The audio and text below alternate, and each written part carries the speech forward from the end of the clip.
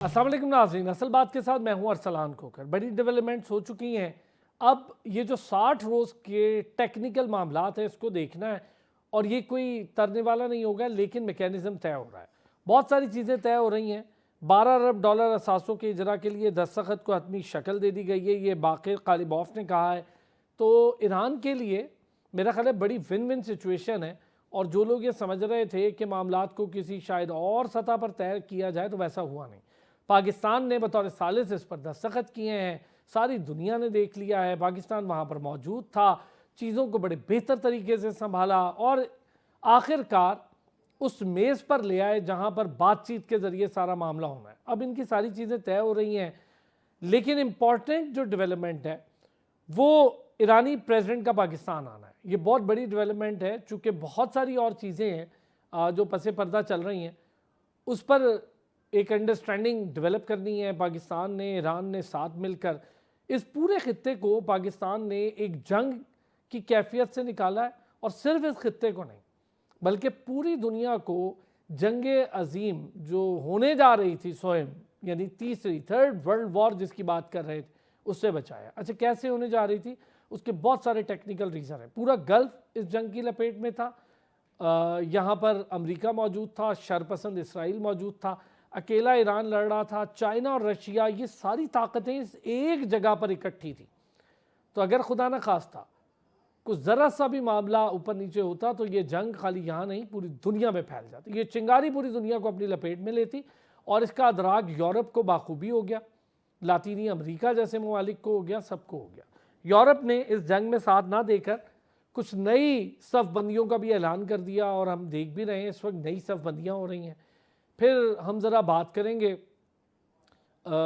एक डीकन्फ्लिक्शन सेल बनाना है जिसके ज़रिए लिबनान के मामलात भी तय हो जाएंगे। तो आइसोलेट होते जा रहे हैं इंडिया भी, और इस वक्त पूरी दुनिया में जो इसराइल की बर्बरियत थी वो इस कदर आया है कि कोई अब उनका साथ देने पर भी तैयार नहीं, माँ सिवाय अमेरिका के। और अमेरिका खुद इस जंग में इतनी बुरी तरीके से फंसा कि उसके अपने अंदर से आवाज़ें आ रही हैं कि इसराइल के लिए हमने लड़ना है, इसराइल के लिए हमारे बजट होते हैं, या अमेरिका अपने हवाले से खुद फैसले करेगा। तो बहुत मुश्किल टाइम अमेरिका पर आया। इस जंग को शुरुआत तो बड़े आसानी से कर दी, लेकिन इख्तिताम के लिए उन्हें अगर मैं सही मानों में कहूँ तो पाकिस्तान की पूरी काविशें घुटने भी पकड़ने पड़े तो उन्होंने किया। तो ये सारी चीज़ें हमारे सामने हैं। उमूर क्या तय हो रहे हैं, अब अगले टेक्निकल क्या 60 दिन के मामला तय होंगे उस पर बात करेंगे। पाकिस्तान के लिए क्या अपॉर्चुनिटी है इस टाइम, बेहतर अपॉर्चुनिटी है कि हम गैस वाले मामले को तय कर लें, हम ट्रेड वाले मामले को तय कर लें, जहाँ पर ईरान की ट्रेड को लेकर, उनके मुंजमद असासों को लेकर बातचीत हो रही है। यूरेनियम अफजूदगी वाले मामला भी तकरीबन तय हैं। ईरान ने बहुत अच्छा किया है कि अपने सारे मामला वो पहले भी नहीं बनाना चाहते थे न्यूक्लियर हथियार, लेकिन उनका जो मिसाइल सिस्टम और दिफा है उस पर उन्होंने कोई समझौता ना करना है ना करने दिया है। ये बहुत अच्छी बात है, और काफ़ी सारी चीज़ें पूरी दुनिया में तय हो रही हैं कि अब नई सफ़बंदियाँ जो हुई हैं उन्हें आगे कैसे बढ़ना है। इन सारी चीज़ों पर बात करेंगे। ब्रिगेडियर रिटायर्ड गज़नफ़र अली साहब सीनियर दिफाई तजियाकार हैं, उन्होंने हमें ज्वाइन किया। नासिर शिराजी साहब माहिर आलमी उमूर है, बहुत शुक्रिया दोनों हज़रात का। ब्रिगेडियर साहब, एक तो चले हमने MOU की तरफ ले गए, बड़ा इंपॉर्टेंट मरहला था, और एक तंग रास्ते से, आबनाए हुर्मत से भी तंग रास्ते से गुजरना पड़ा हमें, और पूरी दुनिया मेरा ख्याल इस लपेट में आते आते बची है, और सबका महवर पाकिस्तान था, हमने ये चले कर दिखाया, अल्हम्दुलिल्लाह MOU हो गया। मैं ज़रा पहले इस पर बात करूँगा, फिर ईरानी सदर का जो दौरा है पाकिस्तान का, इसकी अहमियत पर। यहाँ तक तो पहुँचे सर, और इसके बीच काफ़ी सारी चीज़ें तय हुई हैं, तब आके पहुँचे। अब जो अगला 60 दिन का प्रोसीजर है वो कितनी इंपॉर्टेंस रखता है, कितना टेक्निकल होगा? जी बहुत बहुत शुक्रिया सलाम। आपने अपने इंट्रोडक्शन में एक बैकग्राउंड बताया है जो बिल्कुल उन तमाम चीज़ों की तरफ इशारा करता है जो आपको मुस्तकबिल की तरफ लेके जाएंगे। और क्योंकि इसके ऊपर जितनी इसकी क्लॉजेज है उसके ऊपर बहस हो रही है, होती रहेगी। 30 दिन का पीरियड, 60 दिन का पीरियड, एसेट्स अनफ्रीज होना, न्यूक्लियर एंगेजमेंट की बातचीत होना, और उसके साथ साथ $300 बिलियन का होना। तो जो अमेरिका के अंदर से डोनाल्ड ट्रंप की या मार्को रूबियो की या ये जो JD वैंस की जितनी स्टेटमेंट्स आ रही हैं उसके जरिए हम इन चीज़ों को गैदर कर रहे हैं कि वो तमाम चीज़ें होने जा रही हैं।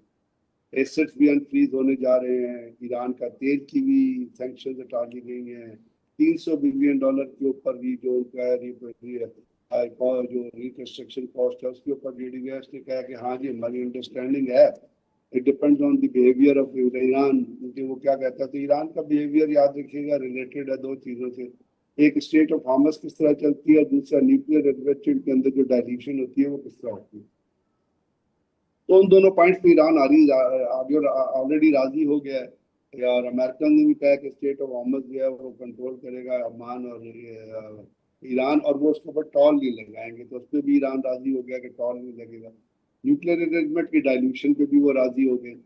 अब इसमें जो एक इरिटेंट है वो है लेबनान। तो लेबनान के ऊपर जो कुछ हुआ उसके अंदर परसों जो ट्रंप साहब की अपनी स्टेटमेंट थी, उसने कहा कि जी उन्होंने उस स्टेटमेंट देते हुए जो टाइम्स ऑफ इजराइल में छपी, बाकी जगहों पे छपी, उसमें जो हिजबुल्ला है उसको ही has accepted as one of the stakeholder. उन्होंने ये कहा कि मुज़ाकरात जो है लेबनान, इजराइल और हिजबुल्ला के दरमियान होंगे। तो उससे भी कोई उम्मीद बांध सकते हैं हम कि जो ईरान का एक पॉइंट था कि इनको बंद करें, और जब वो बंद होगा तो साफ जाहिर है फिर ईरान जो उनको सपोर्ट करता है वो भी कम हो जाएगी। तो एक ऐसी चीज नजर आ रही है जिससे आप उम्मीद अभी तक लेबनान के हवाले से वाबस्ता करते हैं। हालांकि इजराइल एक दहशतगर्द मुल्क है, एक नाजायज रियासत है, उससे आप शराफत की तवक्को तो नहीं कर सकते, क्योंकि अभी जो वहां से 2-3 आवाजें और भी उठ रही हैं, और एक वहां पे हैं वो अपना थिंकर हैं अपना, उनकी मैं स्टेटमेंट पढ़ रहा था, तो अब वो ये कह रहे हैं कि अगले 10 साल के अंदर कोहन नाम है उनका, सम कोहन, तो उसने ये कहा कि जी अगले 10 साल के अंदर हम जो मिस्र से जाके जंग करेंगे, और हमारी अगली जंग जो है वो इजिप्ट के साथ होगी, क्योंकि वहां पे वो सुन्नी जिहाद और इसका कॉन्सेप्ट उठेगी, यानी वो कि चैन से नहीं बैठ सकता। और जब तक ये नाजायज रियासत मौजूद है तो दुनिया में खतरात जो है दहशतगर्दी के वो मौजूद रहेंगे, जब तक इसको तबाह ना किया गया या इसको बिल्कुल कर्टेल ना किया गया। और यूएई ने भी इससे अपना हाथ ना उठाया कि यूएई एक ऐसा मुल्क है जो अरब के अंदर नफाक पैदा कर रहा है, वो इसराइल की आउटपोस्ट बना हुआ है।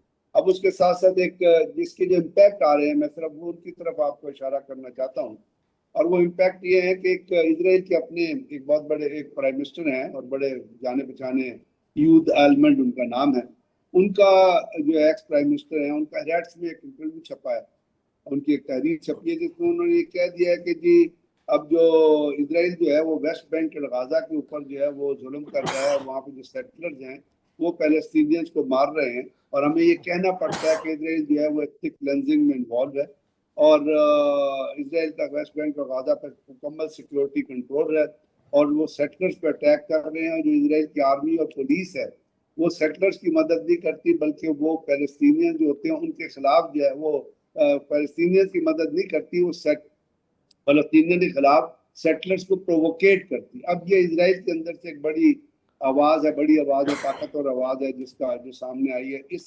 डील के नतीजे के बाद। दूसरी फाइनेंशियल टाइम्स में एक आर्टिकल छपा है, वो बड़ा इंपॉर्टेंट आर्टिकल है, उसमें उन्होंने कहा कि जी ट्रंप की पॉलिसीज की वजह से यूनाइटेड स्टेट्स जो है, मैं उनको कोट कर रहा हूँ जो वर्ड्स उसके, ये मेरे वर्ड्स नहीं है, तो उन्होंने कहा कि ट्रंप की पॉलिसीज की वजह से United States is no more dependable, और वो उन्होंने कहा यूरोप जो है वो अमेरिका से अलग होने की कोशिश कर रहा है, they want an independence from the American hegemony and the American policy. अच्छा सर, और मैं ये अच्छा है, आपने ये दो बड़े अच्छे जिक्र किए, ये नई सफबंदियों की तरफ जो इशारा है, और इसमें अभी हमने रिसेंट जो वॉर पूरी सिचुएशन हुई उसमें भी देखा कि नेटो नाम की कोई चीज़ दिखाई नहीं दी, और उन्होंने अपने हाथ उठा दिए, उन्होंने कहा जी जो करना है आप कर लें। हाँ, अपने अपने मुल्कों के अपने अपने ताल्लुकात उस हद तक ज़रूर रहे हैं। नासिर खिरादी साहब, सर MOU हो गया, अगले 60 दिन टेक्निकल, अभी बहुत सारी चीज़ें ब्रिगेडी साहब ने दो बड़ी अहम चीज़ों का एक कॉलम से जिक्र भी किया। जी जी, देखिए अभी मेरा ख्याल है कि एक लंबा सफर बाकी है, लेकिन जहां से आपने शुरुआत की थी कि ग्लोबल ऑर्डर जो है वो अब चेंज हो गया है और कई नई रियलिटीज अमर्ज की हैं। इन नई रियलिटीज में एक रियलिटी ये है कि अमेरिकन प्रेसिडेंट अगरचे हम समझते हैं कि वो एक ग्लोबल हेजमन है, लेकिन वो बहुत ज्यादा आइसोलेट हो चुके हैं। यानी अपने एलाइज की अगर हम बात करें तो यूरोप और वो एक पेज के ऊपर नहीं है, और सिर्फ ये नहीं है कि वो कलेक्टिव यूरोप के साथ एट ऑड हैं, बल्कि वो यूरोप के एक एक कंट्री के साथ अलग अलग भी उन्होंने एक पूरा मुखासमत का दरवाजा खोला है। उन्होंने इटली के खिलाफ मेलूनी के खिलाफ खोला है, उन्होंने जर्मनी के खिलाफ खोला है, फ्रांस के खिलाफ खोला है, आयरलैंड के खिलाफ खोला है, आइसलैंड के खिलाफ खोला है, कनाडा के खिलाफ खोला है। तो एक पूरी उन्होंने आप कह लें कि एक नई तकसीम जो है उसको अच्छा, इनिशिएट कर इसमें दी। एक चीज़ ऐड कीजिएगा नासिर साहब, अगर मैं चाहूँगा कि इस पे ज़रा लोगों को पता होना चाहिए, ये जो लातीनी अमेरिका के नेबरिंग कंट्रीज़ हैं अमेरिका के, मादोरो के सिचुएशन आपके सामने थी, उसके बाद मेक्सिको के साथ इन्होंने एक पूरी बाड़ लगा दी, वो पूरी उन्होंने दीवार खड़ी करने की कोशिश की। तो लातीनी अमेरिका के मुल्क भी ये समझते हैं अब वहाँ जो पनप रही हैं चीज़ें वेनेजुएला और बाकी जगहों पे, कि ये शायद हमें कमतर समझते हैं और हमारे पास ताकत ना होने की वजह से ये समझते हैं हम घुस सकते हैं इनके मुल्क में, किसी को भी उठा सके। ये बड़ी इंपॉर्टेंट है। कोलंबिया आपके सामने है और बाकी ममालिक। देखिए, ये खुद एक बड़ा इंपॉर्टेंट नुकता है। अमेरिका के बारे में कहा जाता है कि ये जो लातीनी अमेरिका है उसको ये कहते हैं backyard of American imperialism. Backyard का कंसेप्ट ये होता है ना, फ्रंट यार्ड को आप बड़ा गुलो गुलजार रखते हैं, साफ सुथरा रखते हैं, लेकिन बैकयार्ड के अंदर बर्तन रखेंगे, गंदगी की चीजें रखेंगे, उसको स्टोरेज बनाएंगे। तो ये बैकयार्ड ऑफ अमेरिकन इंपीरियलिज्म कहते हैं कि इनके वसाइल से आप इस्तेफादा तो करते हैं अपने आप को अच्छा बनाने में, लेकिन इनको अपने बैकयार्ड में ही रखना है, इनको आपने जो है वो पसमानदा ही रखना है। फिर ये जो वाकया हुआ है मोदोरो का, इस वाकये ने नफरत पहले से थी, और आप तकरीबन आप सारे ही लातीनी अमेरिका में बात कर रहे हैं तो अमेरिका के खिलाफ तकरीबन एक शदीद किस्म की नेगेटिविटी और रिजेंटमेंट पाई जाती है। फिर अभी इसी अमेरिका के अंदर बास ममालिक जो वो अमर्ज करना शुरू हुए हैं एक मुतबादल पावर के तौर पे, जैसे ब्राजील। यानी पूरा जो ब्रिक्स है वो स्टार्ट ही ब्राजील से होता है, from B BRICS, from B for Brazil. तो ये अब आइंदा के लिए अमेरिका के लिए एक रीजनल चैलेंज ये डेवलप होने जा रहा है उसके अपने रीजन के अंदर। फिर अगर अब थोड़ा सा आगे चलते हैं तो फिर कलेक्टिव वेस्ट पहले होता था, लेड बाय अमेरिका, और सारा कलेक्टिव वेस्ट उसकी इताअत करता था। आपने देखा कि फलस्तीन के मसले के ऊपर जो जेनोसाइड किया इजराइल ने, इस पे कलेक्टिव वेस्ट एक पेज के ऊपर खड़ा था, और अमेरिका और ये जो उनके एलाइज थे तकरीबन यूरोपियन, ये सारे एक पेज के ऊपर खड़े थे। अब उनके यहाँ जो डिफरेंसेस हैं ईरान के मसले के बाद वो बहुत ज्यादा आप कह लें कि वाइडन हो गए हैं, और ये आसानी से ब्रिज नहीं हो सकते, क्योंकि उसमें मैंने जैसा कि बताया कि वो स्टेट टू स्टेट नहीं है बल्कि वो पर्सन टू पर्सन भी आ गए हैं। पहला ट्वीट जो है कि स्टारमर जो ब्रिटिश प्राइम मिनिस्टर के रिजाइन के ऊपर, वो अमेरिकन प्रेसिडेंट ने किया है। तो उससे आप अंदाजा करें। फिर ये जो हमारे रीजन के अंदर एशियन बड़ी स्टेट्स हैं जो इकोनॉमीज हैं, जैसा कि जापान है, कोरिया है या फिर इंडिया है, तो इनकी सूरत ये कि इनकी वल्नरेबिलिटी साबित हो गई है कि ये टोटल डिपेंडेंस थे अमेरिकन के ऊपर, इस रीजन के ऑयल के ऊपर, और अमेरिका इनको जो है वो नहीं बचा सका इस क्राइसिस से, और ये बदतरीन मुश्किल के अंदर इस वक्त है। फिर जो गल्फ स्टेट हैं उनके और अमेरिका के दरमियान भी फासले हैं, और अभी अमेरिका मार्को रूबियो वगैरह जो दौरा जहाज के ऊपर है वहां पर, तो बुनियादी पर्पस ये है कि ये ब्रिज करें। तो ग्लोब चेंज हो गई है। ईरान अब मिडल ईस्ट के अंदर एक बड़े पावर ब्रोकर के तौर पे इमर्ज किया है, जिसका इम्पैक्ट ग्लोबल है, जिसके एलाइज ग्लोबल हैं, जिसके लिए दुनिया के कई ममालिक के अंदर लोग जान देने के लिए तैयार हैं। ये किसी पावर के साथ ये वाली ताकत अटैच नहीं है। जैसा कि लेबनान की आप बात कर रहे हैं, जैसा कि यमन की हम बात करते हैं कि यमन लेबनान एस्केलेट करते हैं, इराक एस्केलेट करता है जब वो देखते हैं कि इसराइल और अमेरिका जो वो ईरान के खिलाफ अटैक कर रहे हैं। तो फिर अब जो अगली सिचुएशन है, इस सिचुएशन के अंदर अब अमेरिका को ये रियलिटीज पढ़ लेनी चाहिए कि उसकी अपनी डोमेस्टिक, अमेरिका ये समझता था कि मैं चूंकि ऑयल के अंदर खुद कफील हूं और मुझे उल्टा एक्सपोर्ट करने वाले कंट्रीज के अंदर इस वक्त शामिल है, लिहाजा मुझे तो कोई इस ग्लोबल प्रॉब्लम का इंपैक्ट नहीं आएगा। लेकिन फिर सारी दुनिया ने देखा कि अमेरिका की अक्सर स्टेट में 2 से 3 गुना तेल की प्राइसेस में इजाफा हुआ। फिर जब वो सेनेट के अंदर डिबेट्स आई तो पता चला कि इतना बड़ा क्राइसिस इमर्ज कर रहा है हाउस होल्ड से लेके उनके इकोनॉमी के बड़े लेवल तक के, आइंदा जो है वो एक बड़ा आपका इक्तिसादी बुहरान जन्म लेने वाला है। उसके बाद अमेरिकन प्रेसिडेंट को बिलाखिर सरेंडर करना पड़ा, क्योंकि अब आगे मिड टर्म इलेक्शन और दीगर चीजें हैं। ये अगर हम सारी इक्वेशंस को मिलाएंगे तो अब पाकिस्तान का रोल भी दुनिया में बड़ा रोल आने जा रहा है, इस वजह से कि जिस रीजन के अंदर ईरान और चीन है, इस रीजन को जमीनी तौर पे जोड़ने वाले मुल्क का नाम ईरान है, पाकिस्तान है। और पाकिस्तान अगर अपनी इस डिप्लोमेटिक पावर को अब अपने इकोनॉमिक पावर के लिए कन्वर्ट करना शुरू कर दे तो पाकिस्तान अपने नेशनल इंटरेस्ट में बहुत सारी चीजें कर सकता है। सेकेंडली ये है कि अमेरिका को अब ये रीड करना पड़ेगा कि अब वो ग्लोबल हेजमन नहीं है, अब उसे रीजन के अंदर ईरान के इंटरेस्ट को भी मैनेज करना पड़ेगा, जो इन एग्रीमेंट के अंदर मैनेज हुआ है। ये एग्रीमेंट के अंदर जो भी ताजा चीजें बताई हैं उसमें अमेरिका ने क्या गेन किया है, यानी कोई एक गेन इन 14 पॉइंट्स के अंदर जो हम कहें कि अमेरिका ने गेन की है, सिवाय ये कि एक फेस सेविंग मिल रही है, कि डायलॉग हो रहे हैं और डायलॉग के नतीजे में बातचीत आगे चल रही है, हर गेन तो ईरान के हाथ में आ रही है। हत्ता जियोपॉलिटिकल गेन जो है कि बहरहाल ईरान की अथॉरिटी को तस्लीम कर लिया गया है। तो ये दुनिया की नई हकीकतें हैं, ये अब दुनिया को फॉर्म करेगी। चाइना, रशिया, पाकिस्तान, ईरान, ये दुनिया के अंदर नए एक्टर और नए स्टेक होल्डर के तौर पे इमर्ज करेंगे। अच्छा, और एक सर ब्रेक पे जाना है, मैं ब्रेक से आता हूँ। जो प्रेसिडेंट ऑफ ईरान है उनका पाकिस्तान का दौरा, ये बड़ी इंपॉर्टेंट होगी। अच्छा, पाकिस्तान के लिए भी आप सब लोगों ने भी ये बात की, दोनों ने। अब हमें ये जो डिप्लोमेटिक मूव हमने लिया है और बड़ी कामयाब सिफारती कामयाबी है, इसको मौशी कामयाबी में बदलने के लिए हमारे पास कुछ ऐसे ज़रूरी चांसेस मौजूद हैं जो हम अभी अगर नहीं ले पाए तो शायद आगे आने वाले दिनों में वो ज़ाया हो सकते हैं। यही एक मौका है कि पाकिस्तान जो चाहे जैसे चाहे बेहतर तरीके से मनवा सके, जिससे किसी को परेशानी भी नहीं है, इस रीजन को भी उससे कोई तकलीफ नहीं है, कोई नेगेटिव चीज़ नहीं है, बल्कि एक ट्रेड का एवेन्यू खोलना है। बड़ी डिटेल डिस्कशन हमारी जारी है और बहुत अच्छी चीज़ें, कुछ हमने नई सफ़बंदियों पर भी बात की, अब तक जो कुछ हुआ उस पर भी बात की, आगे क्या होने जा रहा है इस पर भी बात करते हैं।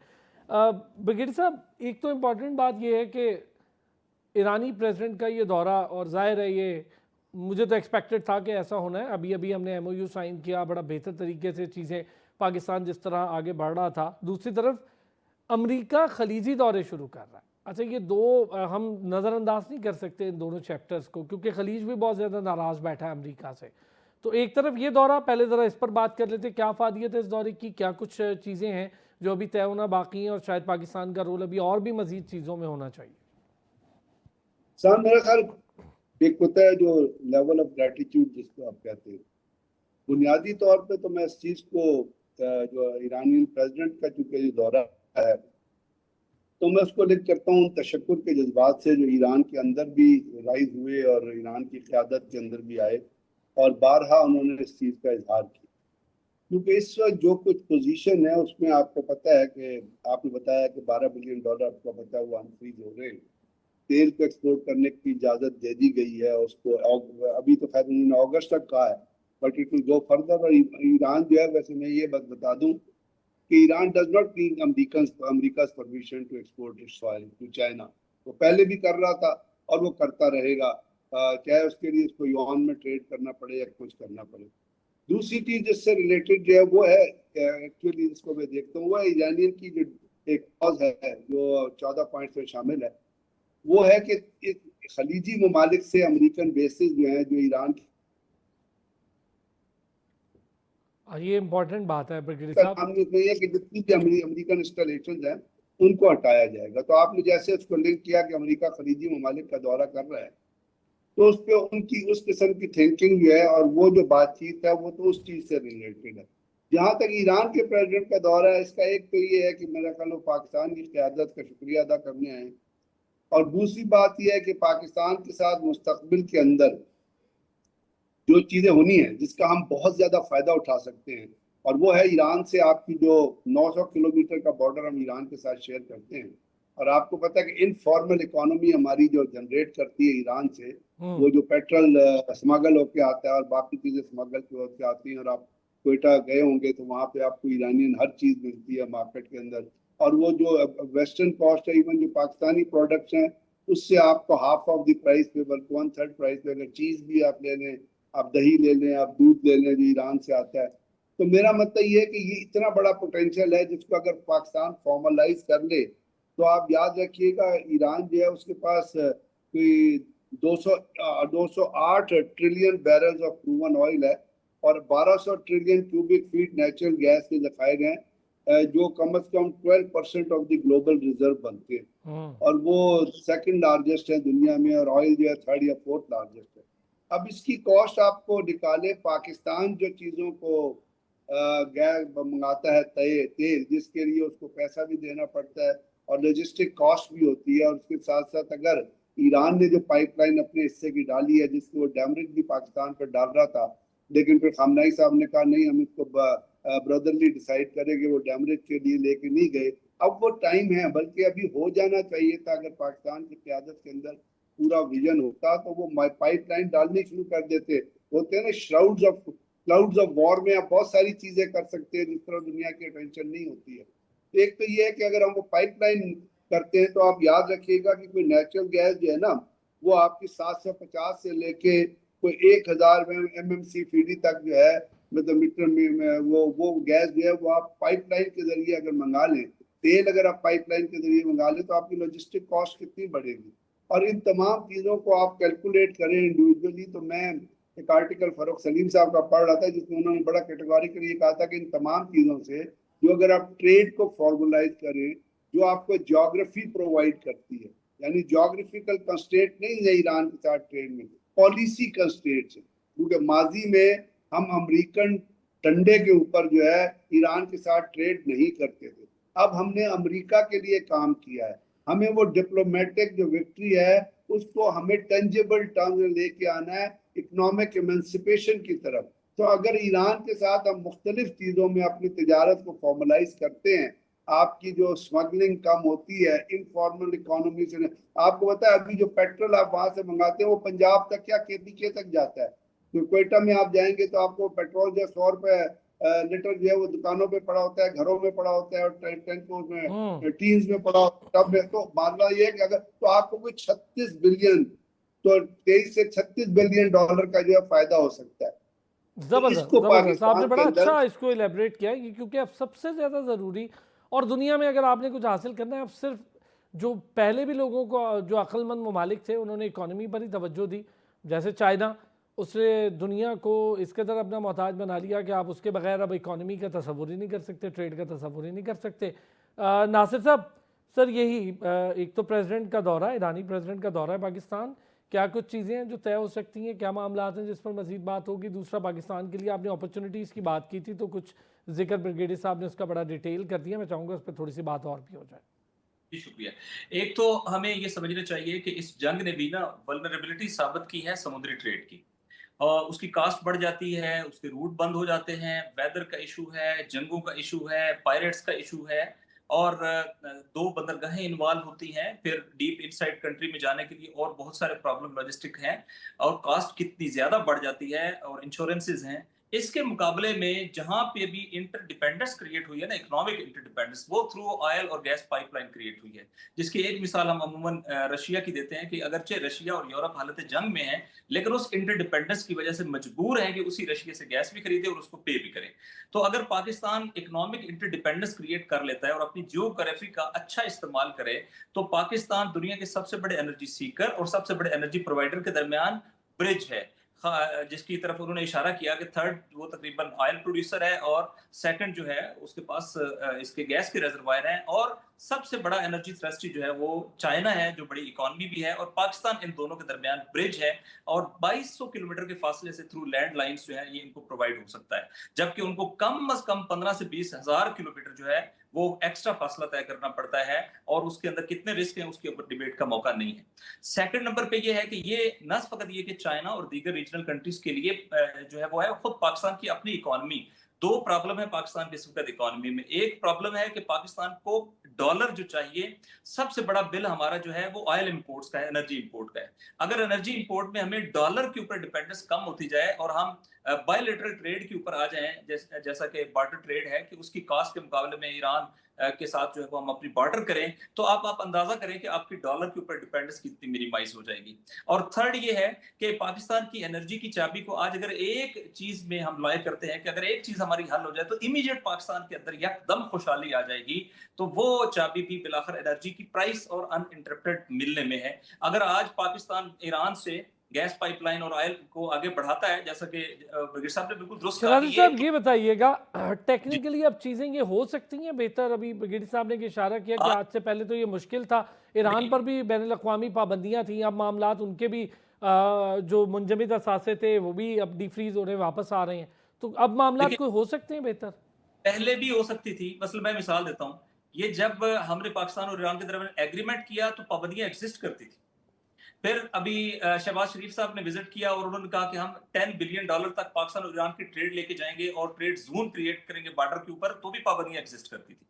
Where there is a will there is a way. अगर आप जो है वो इसको बॉर्डर ट्रेड की शक्ल में कर लेते तो पाकिस्तान को तो उल्टा डॉलर लेना ही नहीं पड़ेगा, पाबंदियां और अंदाज से मैनेज हो जाएंगी। फिर ये है कि जब आप अमेरिकन एलाई हैं तो अमेरिका सारी दुनिया को वेवर दिया है, उसने इराक को वेवर दिया है, तुर्की को वेवर दिया है, इंडिया को वेवर दिया है, हम क्यों वेवर नहीं ले सकते?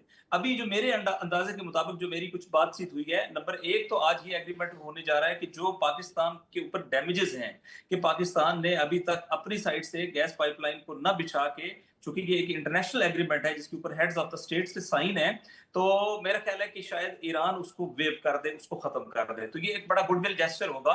लेकिन अगर पाकिस्तान ये मिलियंस ऑफ डॉलर्स में है, अगर पाकिस्तान इसी अमाउंट को आइंदा की गैस पाइपलाइन में बनाने में लगा दे, चूंकि अब एनवायरमेंट उसके लिए फेवरेबल है, अब अगर पाबंदियां नहीं है और पाकिस्तान ने इतना सर्व किया है अमेरिका के लिए भी, तो यानी अगरचे पाकिस्तान ने अपना इंटरेस्ट सर्व किया है, लेकिन इससे अमेरिका भी तो फैसिलिटेट हुआ है। तो अमेरिका को फैसिलिटेट, ये इंटरनेशनल रिलेशन ऐसे तो नहीं होते कि आप किसी के लिए करें तो कोई आपके नहीं करेगा, आपका अपना इंटरेस्ट सबसे पहले आता है। और पाकिस्तान का इंटरेस्ट ये है कि इस वक्त हम इकोनॉमिक क्राइसिस से अपने आप को निकालें।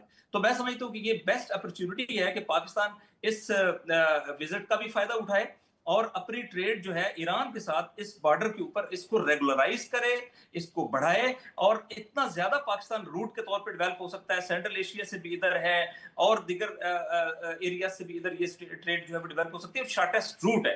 तो पाकिस्तान उसका भी फायदा उठाए। फिर पाकिस्तान में इस वक्त अगर यूथ बल्ज मौजूद है, पाकिस्तान की एक तरफ दुनिया की बड़ी इकोनॉमी है, एक तरफ दुनिया का बड़ी एनर्जी है, तो अगर ये तीनों चीजें मिल जाएं तो खुद पाकिस्तान की अपनी जो इंडस्ट्रियल बिलखसूस जो मिडिल लेवल इंडस्ट्री है और जो हाई लेवल इंडस्ट्री है, दोनों को भरपूर तरीके से इससे बहुत फैसिलिटेशन अच्छे, मिल आपने सकती बड़ा है। अच्छा, ये बात आपकी बड़ी सही है कि जिस वक्त हमने मुआहिदा किया तब भी पाबंदियां थी, अब मौका है कि हम इन पाबंदियों वैसे ही खत्म हो रही हैं, ईरान के अपने मुंजमद असासे भी उन्हें वापस मिल रहे हैं, तो चीज़ें अब डिफरेंट तरीके से हो रही हैं। ये जो डिफरेंट माहौल एक क्रिएट हुआ है बगेड़ी साहब, और खलीज की एक नई सिचुएशन जिस पर हल्का सा आपने जिक्र भी किया है, एक नई सफबंदी है पाकिस्तान ईरान, ईरान की भी अब काफ़ी समझ आ गई उन्हें, उनकी भी आंखें खुल गई, भारत से उनका ज़रा तवज्जो भी हटी है, जिस तरह भारत लोगों को एक जाली खौल में कैप्चर करने की कोशिश करता रहा है। लेकिन इस पूरे खित्ते में अभी भी इसराइल और भारत मौजूद हैं और उन्हीं का हरकारा अफगानिस्तान मौजूद है। तो शॉर्ट सा चाहूँगा इसके ऊपर ज़रा, क्या इनको भी किसी सिस्टम में, ज़ाहिर है इनके बगैर सिस्टम ब्रिक्स का भी वो हिस्सा होंगे और आपके सामने ही है बाकियों का भी वो हिस्सा है, और आपने रोड अगर इंफ्रास्ट्रक्चर क्रिएट करना है तो उसका क्या सिचुएशन हो सकती है। ये मुल्क तीन जो है ये हैं यहाँ पर, और मैं तो उसको अफगानिस्तान को भी शरपसंद ही कहता हूँ। खैर अरसलान, एक तो पहली बात ये कहूंगा कि ये याद रखिएगा, अपॉर्चुनिटी कभी इंतजार नहीं करती है, इट स्लिप्स अवे। ये स्टैटिक नहीं होती है। अपॉर्चुनिटी हमारे पास अब है, अगर हमने इसको भी यूटिलाइज ना किया पाकिस्तान के अवाम के बेनिफिट के लिए, तो it will slip from your hand, और उसके बाद फिर आप रिवर्स नहीं कर सकेंगे उसको। पाकिस्तान में रुपए की शॉर्टेज नहीं है, डॉलर की शॉर्टेज है। अगर हम डॉलर की शॉर्टेज को कम कर लें तो हमारा बैलेंस ऑफ पेमेंट और बाकी चीजें जो किस तरह होंगी और डॉलर प्राइस किस तरह नीचे आएगी, उसका क्या है, ये पाकिस्तान की क़यादत को सोचना चाहिए। This is very important. I am not worried about Israel, I am not worried about India, I am not worried about Afghanistan के साथ हमारी जंग है, वो जारी रहेगी। अभी लैरी जॉनसन जो CIA का एक्स ऑफिसर, उसका शायद आपने इंटरव्यू सुना होगा, उसने कहा, उसका एक इंटरव्यू पे एक नई चीज आई, उसने कहा कि इजराइल ने कहा था कि जी मैं ईरान को न्यूज करूंगा, तो पाकिस्तान ने उसको थ्रेट भेजा था कि थ्रू अमेरिका। और दूसरा ये भी सामने आया है कि वो बाका अपना ईरानियन डेलीगेशन को टारगेट करना चाहते थे, वो जब वो स्विट्जरलैंड जा रहा था, उस पर भी पाकिस्तान ने एक मैसेज भेज दिया था इजराइल को, अगर ये किया जी, गया, पाकिस्तान का रोल बहुत इंपॉर्टेंट था सिक्योरिटी वाइज भी तो और वो टेक्निकल। चीजें जो जहां तक इंडिया का ताल्लुक है, let them remain in their own realm, और वो हम जो चीजें करें इस वक्त, जो अपॉर्चुनिटी में आपसे अर्ज कर रहा हूँ, वो एक्सक्लूसिव पाकिस्तान ओरिएंटेड अपॉर्चुनिटी है जिसमें इंडिया साइड लाइन है। हम जो कुछ ईरान, जो कुछ हम अमेरिका के साथ मौजूद हैं, जो हम टर्किया के साथ मौजूद हैं, आप दुनिया में किसी शख्स को उठा के पढ़ लें, वो ये कहता है कि it's a beginning of a new world order in West Asia. और उसके बाद अब्बास इराकी साहब जब प्यूटन से मिले थे 1.5 घंटा, उसके बाद वो चाइना गए थे, चाइना की क़यादत से मिले थे, वापस जाके उन्होंने एक स्टेटमेंट दी थी, और उनकी स्टेटमेंट एज सच मैं कोट करता हूँ, उन्होंने कहा था कि there will be a new post war regional framework. अब अगर ये चीजें एग्जिस्ट कर रही हैं और ईरान के सदर आज पाकिस्तान में मौजूद हैं, तो इजराइल इंडिया को छोड़ दें, उनके पेट में दर्द होता रहेगा, उनको कंटेन करना हम जानते हैं। We know how to deal with them, militarily भी, डिप्लोमेटिकली भी। और डिप्लोमेटिकली भी आपने ईरान इंडिया को कॉर्नर कर दिया। कल यूनाइटेड नेशन में ईरान के सफीर को गालियां दी गई हैं एक लेडी की तरफ से। और जिस तरह JD वैंस ने कहा है, इजराइल को क्वेश्चन किया है कि 80% वर्ल्ड जो है आपके 90% वर्ल्ड आपके मुखालिफ है, सिर्फ डोनाल्ड ट्रंप आपके साथ खड़ा हुआ। तो वो इजराइल जो है ना वो कॉर्नर हो रहा है और होता रहेगा। और वो उसको कॉर्नर करने में पाकिस्तान, ईरान और टर्किया और सऊदी अरब काफी है। अब्राहम अकॉर्ड का बेड़ा गर्क हो गया है।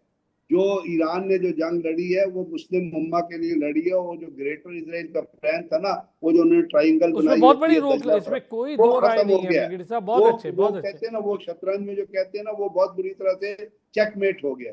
तो वो चीजें हो गई। ये जो है ना सलमान, मैं डिमांड करता हूँ आपके program from the Pakistan leadership कि पाकिस्तान के अवाम के फायदे के लिए इस अपॉर्चुनिटी से फायदा उठाइए। बहुत लेट अच्छी बात है, पाकिस्तान क्योंकि के ये अवाम को डोरलेस सस्ती अपॉर्चुनिटी गैस और नहीं है। सस्ता पेट्रोल दिलवाइए, सस्ती गैस दिलवाइए। अमेरिका से बातचीत कीजिए, ईरान की पाइपलाइन बिछाइए। रशिया के ऑलरेडी आपके साथ पेट्रोल देना चाहता है। China is standing behind you. So make use of this opportunity. जबरदस्त जबरदस्त ब्रिगेडियर साहब, बहुत अच्छे, बहुत अच्छे। आपने, आप दोनों हजरात ने बड़ी डिटेल इस पूरे डायनामिक्स पे बात की, बड़ा मजा आया, काफी कुछ हमने भी सीखा और सुना। बहुत शुक्रिया ब्रिगेडियर साहब, thank you so much. Brigadier retired Ghazanfar Ali साहब हमारे साथ मौजूद थे, नासिर शिराजी साहब माहिर आलमी उमूर, दोनों हजरात से बड़ी डिटेल ये बैनुल अक़वामी तनाज़ुर और ईरानी सदर का पाकिस्तान का दौरा, आगे आने वाली मुश्किलात, अपॉर्चुनिटीज़, कैसे हम उसको अपॉर्चुनिटीज़ को पॉजिटिवली ले सकते हैं। और इस वक्त मौका है कि उनको हतमी शक्ल देकर एक बेहतर तरीके से हम प्रैक्टिकल फेज़ में ले आए। एक ब्रेक लेनी है, लेकिन जब हम ब्रेक से आएंगे ज़रा पाकिस्तान की अपनी सिचुएशन, पाकिस्तान के अंदर पॉलिटिकल सिचुएशन क्या है उस पर भी बात करेंगे। टेली कम्युनिकेशन बिल को लेकर, इस मुतनाज़ बिल को लेकर बहुत ज़्यादा बात हो रही है। उस पर वजारत IT की स्टेटमेंट भी आ गई है, उन्होंने उस पर अपना बयान भी दे दिया, उस पर भी बात करेंगे। वज़ीर आज़म ने जो पेशकश की है अपोजिशन को, अपोजिशन का रोल इस वक्त ना होने के बराबर था, अच्छी पेशकश है, लेकिन अपोजिशन अभी समझ रही है कि इस पर कोई ऐसी हतमी बात हो नहीं रही, फिलहाल इस पर कोई बात क्यों नहीं हो रही, होनी चाहिए। GB का इलेक्शन आपके सामने है, वज़ीर आला भी मुमकिन सामने आ रहे हैं। कश्मीर में भी लगता यूँ ही है कि पाकिस्तान पीपल्स पार्टी शायद बेहतर पोजीशन में हो। और हम खैबर पख्तूनख्वा पर बढ़ता हुआ जो कर्ज़ों का बोझ है उस पर बात करेंगे। नाराज़ अरकान को हिदायत की जा रही है कि आप बजट के मामले में साथ जाएं गवर्नमेंट के, यानी वहाँ भी अपने ही उनके लोग नाराज़ बैठे हैं। ये बहुत सारी सिचुएशन है। MKM पीपल्स पार्टी भी आमने सामने है, सिंध असम्बली का इजलास भी आप देख ही रहे हैं। जैसे मैंने कहा था, ज़रा वापस आएंगे ब्रेक से, तो पाकिस्तान की पॉलिटिकल सिचुएशन है, काफ़ी सारे इशूज़ हैं जिस पर हमने बात करनी है। पहले ज़रा, चूँकि सारे लोग उस पर बात कर रहे हैं, ये जो टेली कम्युनिकेशन का एक मुतनाज़ बिल है उसके मुतालिक अपना मौक़िफ़ दिया वजारत IT। ये कह रही है जी कि टेलीकॉम कंपनीज़ किसी भी निजी ज़मीन में मालिक की इजाज़त के बगैर दाखिल नहीं हो सकती। तो भाई ये चीज़ आई क्यों थी? जब ये बिल आ रहे होते हैं, मैं तो अफनान साहब और बाकी पलवशा खान, इन सब का बड़ा शुक्रिया अदा करूँगा। बहुत सारे सेनेटर्स मौजूद हैं, बहुत सारे पार्लियामेंटेरियंस मौजूद हैं। अपनी तनख्वाहें तो कम अज़ कम हलाल करें, ये चीज़ें देखें कि जो कुछ किस तरह से आ रहा है, कहाँ से क्या आ रहा है। और इस बिल को लेकर इतना बखेड़ा, इतनी टेंशन के लोग परेशान हो गए कि हमारे घरों में कोई भी घुस सकता है, हमें ही 5 करोड़ का जुर्माना हो सकता है। तो उसको ज़रा वजाहत दें कि क्या चीज़ कैसे और किस तरह है। हाँ, आप अगर किसी के घर पे नस्ब कर रहे हैं अपना बूस्टर या एंटेना या जो भी आप उसे कहते हैं, उसके साथ एक मुआहिदा होता है। उस मुआहिदे से पहले अगर मालिक मकान आपको कहता है आपके अरबों करोड़ों लगे होते हैं, तो फिर वो बात गलत है। लेकिन आप पहले मुआहिदा करेंगे उसकी मर्जी के मुताबिक। कोई देना चाहता है अपनी स्पेस तो देगा, नहीं देना चाहता तो फिर कोई और स्पेस देखनी होगी। हम ज़रा इस पर बड़ी डिटेल बात करेंगे। असद खरल साहब हमारे साथ मौजूद हैं, सीनियर सहाफ़ी भी हैं, तजियाकार भी हैं। राजा साद खान साहब बड़े शानदार सीनियर तजियाकार हैं, बहुत शुक्रिया दोनों हजरात का। खरल साहब, बड़ा टेली कम्युनिकेशन बिल ने एक तनाज़ा खड़ा कर दिया। ये अजीब व गरीब चीज़ें आ कैसे जाती हैं असम्बली में, और फिर जब आ जाती हैं असम्बली में बैठे लोग क्यों नहीं देख पाते, और फिर शज़ा फातिमा साहिबा को बड़ी तनकीद का भी निशाना बनाया गया। ये तो अफनानुल्लाह और पलवशा, इन्होंने बड़ी टाइमली इन चीज़ों को टेकअप किया।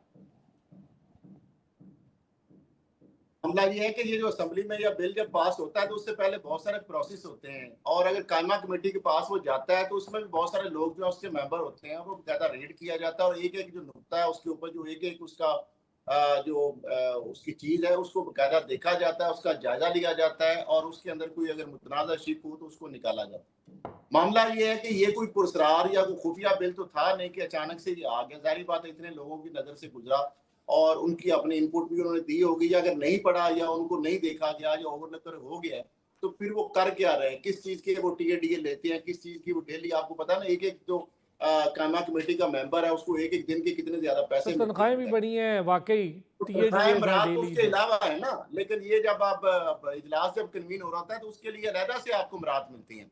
तो वो इसी चीज की मिलती हैं कि आप इसकी नोक पलक करें, देखें कि अवाम का मफाद है, कंपनी का मफाद है, क्या मामला है। जिस तरह आपने बात की ना कि ये बात तो समझ आती है कि आप किसी भी प्रॉपर्टी, निजी घर है या कमर्शियल प्रॉपर्टी है, आप कोई भी टेली कंपनी अगर समझती है कि वहां पे टावर लगाना मकसूद है, कि वो छत पे लगाना है या वहां पे खंबा लगाना है, तो उसके लिए बकायदा उससे इजाजत लेना, जारी बात है ये हर बंदे का आईनी और कानूनी हक है, और इखलाकी तौर पर भी किसी की प्रॉपर्टी के ऊपर भी आप अगर चीज इंस्टॉल कर रहे हैं। दूसरी बात यह है कि वो एग्रीमेंट, जारी बात है जब आपका उससे रजामंदी हो जाती है तो उसके बाद एग्रीमेंट होता है। हाँ, एग्रीमेंट के बाद अगर कोई इस तरह की आप सेक्शन इम्पोज करें तो वो तो समझ आती है, जारी बात है उससे कह रहे करोड़ों रुपया इन्वेस्ट किया किसी कंपनी ने, 5 साल या 10 साल का मुआहदा है, और 3 साल बाद आप कहें आप टावर यहाँ से उठाएं, तो फिर तो चले समझ आती है कि मुआहदे की वायलेशन आपने की, तो लाजा इसलिए आपको वो फाइन हो, वो तो समझ आती है। लेकिन ये है कि जहां दिल चाहे कंपनी उठे और वो जाके जनाब किसी की कमर्शियल या किसी की घरेलू जो प्रॉपर्टी है वहां पे जाके खंबा इंस्टॉल कर दे, और जब आगे से इनकार करे तो उल्टा 5 करोड़ रुपया आपको जुर्माना भी हो जाए। तो ये बात तो किसी से हवाले से ना कानूनी है, ना आईनी है, ना अखलाकी है, ना ही इसकी आईनी इजाजत देता है, ना कानून, और ना ही पाकिस्तान समेत दुनिया भर का कोई भी मुल्क ऐसा होगा जहाँ पे आप देखें ना ये जो एग्रीमेंट किया जाता है, वो तो आप देखें ना, इवन के बहुत सारे ममालिक के अंदर तो यहाँ तक भी है कि आप इवन के फॉरनर जो होते हैं जाके वो प्रॉपर्टी अपने नाम नहीं कर सकते। बहुत सारे खलीजी ममालिक के अंदर आप देख लें, अरब कंट्रीज के अंदर आप देख लें, तो वहां पे आम जो बाहर का बंदा है वो तो, और कंपनियां आपको पता है ज्यादातर तो फॉरेन है हमारी, और वो जाके एक तरफ तो आप उनको दे रहे हैं कि हम कह रहे हैं कि ठीक है चले आप लगा लें, हम उनसे एक अगर रजामंदी कर लेते हैं, लेकिन ये जो चीज हुई है इसमें तो कोई लॉजिक बनती नहीं। और इससे पहले भी टावर लगते रहे, पहले भी बिल आते रहे, पहले भी कवानीन मौजूद थे, लेकिन ऐसा कानून तो कभी तस्वर भी नहीं किया जा सकता इस तरह का काम हो सकता है। आप बिल्कुल सही बात है, आपने बड़ा अच्छा किया कि इसको ज़रा हमें डिटेल में भी बता दिया। राजा साहब, वजारत आईटी ये कह रही है जी कि इसका मतलब ये था जिन शिकों को ठीक से बयान नहीं किया गया जी, के ऑपरेटर निजी अमलाक के मालिकान की इजाज़त के बगैर दाखला या फिर जबरी हसूल ज़मीन का कोई हक नहीं दे रहा। ये बिल उनके मुताबिक वो कह रहे हैं जी जायदाद के मालिकान को शराइत तय करने, मुआवजा मांगने और रूट पर एतराज़ उठाने का पूरा हक हासिल है जी। और फिर इस बिल के मुजवजा जुर्माने सिर्फ उन मालिकान पर होंगे जो मुआहदे पर दस्तखत के बाद शराइत से इन्हें राफ करेंगे। वही बात जो अभी असद खदल साहब या मैंने बड़े शुरू में कही थी। लेकिन ये चीज़ उठी क्यों, क्या ज़रूरत थी इतना मसला क्रिएट करने की या इस तरह की शिकें डाल, जब ऑलरेडी सबको पता है कि भी लाखों करोड़ों रुपए का एक बूस्टर लगता है। हाँ, आप उसको भी सेव करें जो कंपनी इन्वेस्ट कर रही है और मालिक मुफ्त में नहीं लगा रहा, उसको भी उसका रेंट मिल रहा है अच्छा खासा, उसको सेव करने के लिए इतना मुतनाज़े इसके अल्फाज और समझ से बालातर चीज़ें। ये तो हमारे सेनेटर्स, चंद सेनेटर्स हैं जिन्होंने काम किया, बाकी तो मज़े से सो रहे थे। Thank you very much Arsalan Khokhar sahab, आपने दोबारा ये अपॉर्चुनिटी दी है।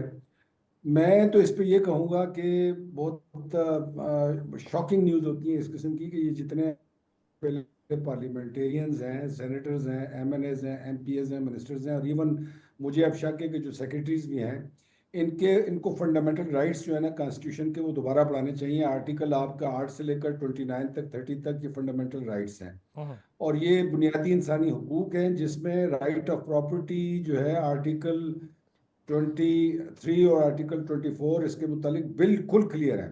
उसमें अगर आप उन आर्टिकल्स को पढ़ेंगे, जो आर्टिकल 24 है ख़ास तौर पे, उसमें सबका राइट है, और उसमें सिर्फ और सिर्फ जो दिया गया है, उसमें प्रोविजन दी गई है वो जो पब्लिक इंटरेस्ट में गवर्नमेंट कर सकती है। पब्लिक इंटरेस्ट, स्कूल आपने बनाना हो, रोड आपने बनानी हो, गैस आपने ले जानी हो, बिजली के खंभे आपने ले जाने हो, हॉस्पिटल आपने बनानी हो, पार्क आपने बनाना हो, हाउस बनाना हो, कॉन्स्टिट्यूशन में लिखा है। किसी ये भी नहीं है किसी एक्ट में या किसी दूसरे लॉ में लिखा है, कॉन्स्टिट्यूशन में लिखा हुआ है ये। इनको पढ़ना चाहिए सबको। सबसे पहले जो ट्रेनिंग है हमारे स्कूलों में नहीं होती, कॉलेजेस में नहीं होती, सारी दुनिया को फंडामेंटल राइट्स बच्चों को पढ़ाए जाते हैं, उनके अपने राइट्स पढ़ाए जाते हैं और उनको बताया जाता है। बदकिस्मती ये पहला वाक़या नहीं है। आपकी जो सोसाइटीज़ हैं, जो हाउसिंग सोसाइटीज़ हैं, उसमें भी इस किस्म के वाक़यात एक नहीं, कई जो ताकतवर लोग हैं उनको भी गवर्नमेंट जो है वो जगह वेकेट करा के देती है और ज़बरदस्ती लोगों को घरों से निकाला जाता है। और वो कहा ये, और पता नहीं कौन से लॉ इस्तेमाल किए जाते हैं, लेकिन कॉन्स्टिट्यूशन के बिल्कुल अगेंस्ट है। पब्लिक इंटरेस्ट में जो चीज़ें हैं वो बिल्कुल क्लियर कॉन्स्टिट्यूशन में लिखा हुआ है। ये बहुत ही ड्रेकोनियन किस्म का लॉ था। इसमें मुझे कोई इसमें कोई इबाहम नहीं है, बिल्कुल क्लियर है 100%। अब मसला ये है कि यहाँ इदारों की जो डिक्लाइन है, जो गवर्नेंस का जो डिक्लाइन है, आपका पहले सबसे पहले जो डिपार्टमेंट होता है, जो कंसर्न मिनिस्ट्री होती है, वो मिनिस्ट्री इसको प्रोसेस करती है, उसमें लोग लीगल लोग बैठे होते हैं। उसके बाद जो है आपकी लॉ मिनिस्ट्री जो है, आपका जस्टिस डिवीजन, वो उसको देखता है, और उसमें बहुत तजर्बेकार लोग, कम अज़ कम उन्होंने फंडामेंटल राइट्स पढ़े होते हैं। उसके बाद ये कैबिनेट को जाता है, जो गवर्नमेंट की लेजिस्लेशन होती है, प्राइवेट मेंबर बिल नहीं है ये गवर्नमेंट की लेजिस्लेशन है, तो इसको कैबिनेट ने लाजमी अप्रूव, सारी कैबिनेट, ये एक आप मिनिस्टर को इसमें इल्ज़ाम मत दें, पूरी की पूरी कैबिनेट उसने उसको अप्रूव करती है। फिर उसके बाद नेशनल असेंबली में जाता है, उसमें जो प्रोसेस लिखा हुआ उसमें रीडिंग बिल्कुल होनी चाहिए। बिल्कुल। आज अच्छा आपने ये अच्छा किया कि ज़रा कवानीन पर भी हमने बात कर ली है। मैं चाहूँगा ज़रा चलें इस पर, तो क्लैरिटी आ गई। बहुत सारे लोग बहुत परेशान, मेरे जैसे लोग भी परेशान थे जी। बामुश्किल किसी ने कुछ बनाया होता है और उसके घर में कोई घुस जाए और उसे कहे जी बंद करो सब, वरना 5 करोड़ भी देना पड़ेगा। तो अच्छा हो गया, क्लैरिटी आ गई और इस पर राइट टाइमली टेकअप भी किया। और मैं वाकई में उन सेनेटर्स का बड़ा शुक्रिया अदा करूंगा, वो इसी काम के लिए वहाँ बैठे हैं और उन्होंने अच्छा किया, इसको टेकअप किया। इसमें नून लीग के भी, पीपल्स पार्टी के अपने लोग भी थे, तो अच्छा हो गया, सारी चीज़ें क्लियर हो गई। अब आएंगे सर ज़रा पॉलिटिकल सिचुएशन। असद खरल साहब, फिर एक बार मुज़ाकरात की दावत, फिर एक बार पीटीआई की तरफ से खामोशी, वो तो नज़र आ रही है धड़ेबंदियों की वजह से। दूसरी तरफ जो दूसरों पर इल्ज़ाम लगाते थे जी धड़ाधड़ कर्ज ले रहे हैं, तो यूं हो रहा है, तो ऐसे हो रहा है। खैबर पख्तूनख्वा गैर मुल्की कर्जों का बोझ 855 अरब 77 करोड़ रुपए है सर। उनका अपना बोझ बढ़ता चला जा रहा है खैबर पख्तूनख्वा में। और जो इंफ्रास्ट्रक्चर है उसकी हालत मुझे बताने की ज़रूरत नहीं है, साथ साहब वहीं से हैं, वो खुद भी बेहतर बता सकते हैं। आप तो खैर सीनियर सहाफ़ी हैं, ये सब देखते हैं। क्या हो रहा है सर ये? अच्छा, मुझसे पूछ रहे हैं? जी खरल साहब। अच्छा, अब मामला ये है कि आपने कहा कि 825 अरब मजीद कर्जा तो बढ़ गया, लेकिन मुझे ये बताएं कि वो पैसे जा कहाँ रहे हैं? क्योंकि जो बजट हमने देखा उसमें तो कोई तरक्याती कोई नई स्कीम हमें कोई बड़ी नजर नहीं आ रही, कोई मेगा प्रोजेक्ट नजर नहीं आ रहा। आप देख लें, हेल्थ के शोबे में देख लें, आप एजुकेशन के शोबे में देख लें, रोड इंफ्रास्ट्रक्चर के हवाले से या कोई बड़े मेगा प्रोजेक्ट्स के हवाले से आप बता दें कौन से कोई नए प्रोजेक्ट्स उसमें लगा दिए गए हैं या पीछे पैसा ये कहाँ खर्च हो रहा है। तो मामला ये है कि जो गवर्नेंस के इश्यूज है वो तो बहुत सारे हैं। जहां तक मामला आपने धड़ेबंदियों की बात की है, जारी बात है जब आप तनकीद दूसरों पे करते थे कि आपने IMF से और पाकिस्तान के मुख्तलिफ बैंकों से आप गवर्नमेंट जो है उसने कर्जे ले लिए, तो जब आप ये बात करेंगे तो जारी बात है आपसे भी ये सवाल होंगे और आपको भी जवाब दे तो होना पड़ेगा। और दूसरी जानब जो है वो धड़ेबंदियों की बात है, तो जारी बात है आपने देख लिया जो अलीमिन गंडापुर है वो तो अपोजिशन लीडर जो है या अपोजिशन जमातों की तायद करते हुए नजर आए, वो अपनी ही जमात पर बरस पड़े। और इस तरह बहुत सारे वहां पे ग्रुप्स भी जो है एक्टिव है और हर बंदा जो अपनी कहानी चला रहा है। जहां तक मामला है दोबारा मुज़ाकरात या मुलाकातों के हवाले से, तो देखिए ये इससे पहले भी कई दफा बातें हो चुकी हैं, लेकिन मामला फिर वही है कि मैं ना मानूं, हठधर्मी है। और हर जो पार्टी का मुख्तलिफ जो ग्रुप्स हैं उनके अपने अपने जो है अपने अपने मामलात हैं, अपने अपने मफादात हैं। और यही वजह है कि कोई भी मुलाकात या मुज़ाकरात जो हतमी नतीजा तक नहीं पहुंचते, उससे पहले ही जो है मामला जो है वो फिर एक जो समझे तनाज़े का शिकार हो जाते हैं। अभी भी आप देखें मुलाकातों के हवाले से भी अगर देखा जाए तो मुलाकातों के हवाले से जो खबरें आ रही हैं कि शायद जो फैमिली मुलाकात है उसकी इजाज़त दे दी जाए, लेकिन वो एक सियासी मुलाकात नहीं हो जाएगी। और उसमें भी माइनस सलीमा खान का कहा जा रहा है कि उनके अलावा बाकी बहनों को इजाज़त होगी कि वो उनसे मुलाकात कर सकती हैं, लेकिन वही शर्त पे कि वो मामला जो फैमिली होंगे उनकी सेहत से मुतल्लिका होंगे और वो बाहर आके फिर जिस तरीके से कोई नया चौड़ा जो लंबा चौड़ा एक भाषण दे दिया जाता है और ट्रोलिंग और सोशल मीडिया पे और एक नया बयानिया जारी कर दिया जाता है, अगर वो चीजें इसकी गारंटी दे देता है या श्योरिटी हो जाती है तो फिर शायद मुलाकात हो जाए, जल्दी हो सकती है। इस हवाले से डेलिब्रेशन जो जराये से पता चल रहा है कि चल देंगे। जहां तक मामला है कि ये मुज़ाकरात कामयाब होते हैं नहीं होते, तो ये जो डिपेंड करता है कि फिर क्या वो फिर वही है कि शराइत क्या रखी जाती हैं दोनों तरफ से। और क्योंकि मामला ये अदालतों में चल रहे हैं, केसेस है और एकदम से ये खत्म तो नहीं हो सकते। और उसके लिए टर्म्स एंड कंडीशन टी हुआ, वो सारी चीजें वो जो तब है जब ये मुलाकात होगी ये फैमिली की है। उसके बाद को अगर ऐसी कोई पैगाम रसानी होती है या कोई आगे सिलसिला बनता है तो वो शायद फिर जो वज़ीर आला खैबर पख्तूनख्वा है वो या उनके साथ कोई बैरिस्टर गौहर या और कुछ लोग जो है उनकी शायद मुलाकात हो और उसके बाद ही फिर आगे फर्दर कोई चीजें चलेंगी। लेकिन आपको देखे ही है कि इससे पहले भी कई दफा ये चीजें सामने आई हैं, लेकिन उसका हतमी नतीजा कभी भी नहीं निकला और हमेशा हर दफा हर मुलाकात या इस तरह का जो सर पहला पॉइंट मामला ही वही होता है ना, जो काम देखें अदालतों से होना है, और ये कोई पहली बार नहीं हो रहा है। मियां नवाज शरीफ जेलों में रह चुके हैं, मरीम नवाज साहिबा जेलों में रह चुकी हैं, आप सबके इसको कवर किया है, एक एक नहीं कई कई बार। शहबाज शरीफ साहब हैं, ख्वाजा साद रफ़ीक हैं, साबिक वज़ीर आज़म शाहिद खाकान अब्बासी हैं, राजा परवेज़ अशरफ घूम फिर के आए हुए, कौन नहीं गया हुआ, सारे गए हुए। जरदारी साहब लंबा अरसा जेल काट आए और इतना लंबे अरसे के बाद कुछ नहीं मिला। फिर ये लोग अब आके कहते जी कि कुछ चीज़ों को ठीक करना चाहिए था, हमने भी नहीं किया। धड़ेबंदियां भी अपनी हो गई हैं, क्योंकि इनके यहाँ तो पार्टी का नाम भी धड़ेबंदी ही था, वो एक बंदा गायब होता सारे गायब। राजा साहब अभी बड़ी अच्छी खलील साहब ने बात की कि बात करने के लिए कोई एक धड़ा भी तो होना चाहिए और शर्त भी ऐसी होनी चाहिए जो काबिल अमल तो हो। ये तो पहली शर्त ही इतनी सख्त रखते हैं और फिर उसके बाद नीचे भी नहीं आते, और कोई 2-3 दफ़ा गवर्नमेंट कह चुकी है, हालांकि इररेलेवेंट होती जा रही है। मैं फैक्चुअल बात बताऊं, अपोजिशन इस सारे मैटर में, अभी जीबी के इलेक्शन में भी हमने देख लिया है, तो इस वक्त बेहतर टाइम है, करें, क्यों नहीं करते मुज़ाकरात? देखिए बात ये ना कि मैं एक बात कहूँगा कि जो मेरी ओपिनियन है, ये जितनी भी पार्टी है पीटीआई ऊपर से लेकर नीचे तक, जितने इनके एमएनएज हैं एमपीएज हैं, ये सारी की सारी कंप्रोमाइज्ड है।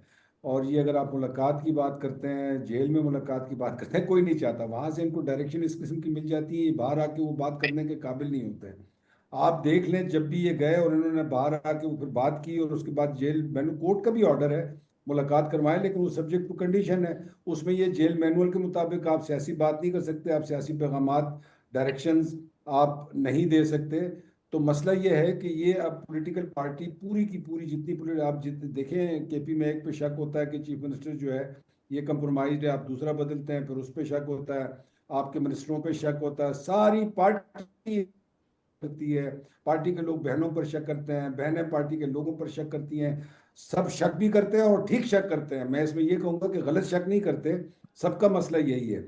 ये मुज़ाकरात नहीं करेंगे क्योंकि ये मुज़ाकरात वाली पॉलिटिकल एंटिटी शुरू से आप देख लें, अभी तक इनकी जो हिस्ट्री है, ये ना मुज़ाकरात पे बिलीव करते हैं, ना ये सियासत पे बिलीव कर। सियासत इनकी इस तरह से है कि एजिटेशन है, ये गवर्नमेंट में होंगे तो एजिटेशन होगा, ये अपोजिशन में होंगे तो एजिटेशन होगा, लड़ाई होगी। तो इनकी पॉलिटिक्स जिंदा जो है वो लड़ाई पे सर है, वो भी अब झगड़े मेरा ख्याल पे है है। दम तोड़ रही है राजा साहब, पुरानी होगी, अब लोग निकलते भी नहीं है, लोगों को भी चीजें समझ आ रही हैं। नहीं केपी करते, की सूरत पंजाब से हाल देख कौन के तो आता है? बहुत सारे पंजाब लोग आपका, पूरे मैं से चले 10 अगला आदमी। एक सेशन रखूंगा सर पूरे केपी, हम सूबाई जो गवर्नमेंट्स है ना उनकी सूरत हाल, उनकी कारकर्दगी पे आप सारे सीनियर हजरात के साथ ना जो बेहतर डायनेमिक्स जानते हैं उस पर बात करेंगे। राजा साहब थैंक यू सो मच, राजा साद साहब आपने हमें ज्वाइन किया, और असद खलील साहब आपका भी बहुत शुक्रिया। नाज़रीन कल फिर होगी आपसे मुलाकात।